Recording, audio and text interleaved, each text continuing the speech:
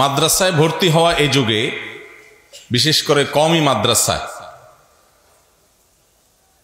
এটা তো এই যুগে নিজেকে আল্লাহর রাহে কোরবানি করার মতো সামাজিক স্বীকৃতি নেই, তেমন কোনো সুযোগ সুবিধা নেই। সমাজের মধ্যে থেকেও দ্বীপের বাসিন্দার মতো একটা অবস্থা এদেশের মাদ্রাসা শিক্ষার্থীদের, ওলামা একরামের, যেটি আমি একটু আগেই বলছিলাম যে ব্রিটিশ আমল থেকে এদেশের সংখ্যাগরিষ্ঠ মুসলমানদেরকে যে কোণঠাসা করে রাখার এক চেষ্টা অব্যাহত আছে, সেটা দিন যত অতিক্রম করছে আরো প্রকট আকার ধারণ করছে।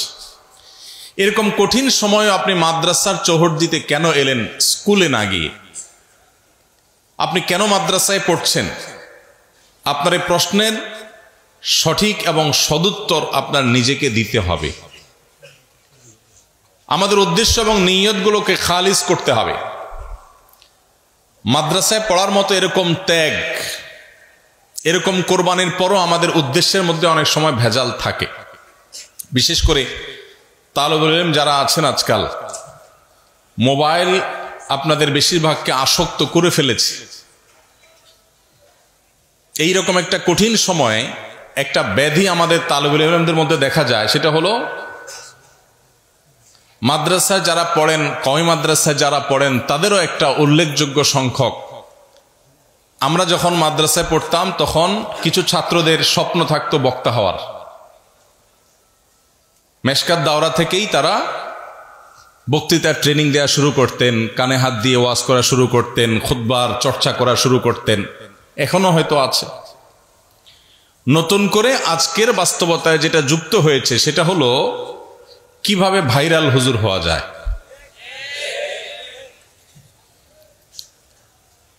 তালেব ইলমদের অনেকে আছেন, তাদের জীবনে একটা শখ, একটা স্বপ্ন যে তারা যদি একটু ভাইরাল হুজুর হইতে পারতেন,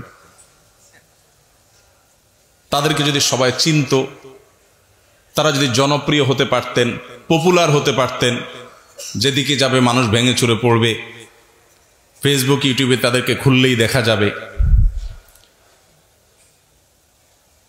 এই কথাগুলো আপনাদের সামনে আমি যখন বলছি, আমি নিজেই মূলত সেই জায়গাটায় আছি। আমি নিজে থেকে সেই কথাটা আপনাদেরকে বলার উদ্দেশ্য হলো, এখানে আমার মুরব্বীরা, আমার ওস্তাজদের ওস্তাজতুল্য মুরব্বীরা আছেন, তাদের উপস্থিতিতেই বলছি যে আমাদের মাদ্রাসা শিক্ষার্থীদের মধ্যে এই যে একটা শৌক, এই যে একটা আগ্রহ জেগেছে, এটাকে আমি কখনো পজিটিভলি দেখি না, আমি কখনো এটাকে ইতিবাচকভাবে দেখি না। আমার ছেলেও মাদ্রাসায় পড়ে, হেফজু শেষ করেছে, সর্বেকা পরীক্ষার্থী।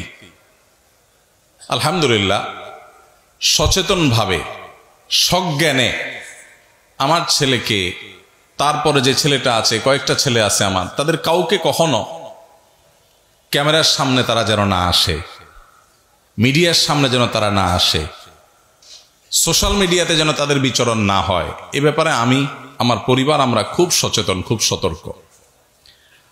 আমার ছোট ভাই বা সন্তানের মতো বয়সী আপনারা যারা আছেন আমার সামনে, সেই মাদ্রাসার ছাত্র ভাইদেরকে বলছি, এই ব্যাধি থেকে যদি আপনি বের হয়ে আসতে না পারেন, আর যা হোক, উম্মার জন্য উপকারী কোনো কিছু আপনার দ্বারা কখনো সম্ভব হবে না। আপনার নিয়তের ভেজাল এখান থেকে শুরু হবে। যদি আপনি চিন্তা করেন আমাকে প্রসিদ্ধ হতে হবে, ভাইরা আমার, আমি প্রসিদ্ধ হয়ে গেছি, কিন্তু এর পেছনে যে কোনো মেকানিজম, কোনো সুদূর প্রসারী প্ল্যান পরিকল্পনা ছিল, ব্যাপারটা তা না। এটা প্রায় পুরোটাই আল্লাহ রাব্বুল আলামিনের ইচ্ছা, পুরোটাই আল্লাহ তাআলার ইচ্ছা। এখানে প্ল্যান প্রোগ্রাম করে কোনো পরিচিতি আমি অর্জন করিনি। আমার নিজের যে সব নিয়ত খালেস আছে তা বলছি না, আমি শুধু এটুকু বলছি যে এইটার জন্য আলাদা কোনো চেষ্টা করা, এবং তালেব ইলমদের মধ্যে এই যে বিশেষ করে উপরের জামাতগুলোতে উঠার পর থেকে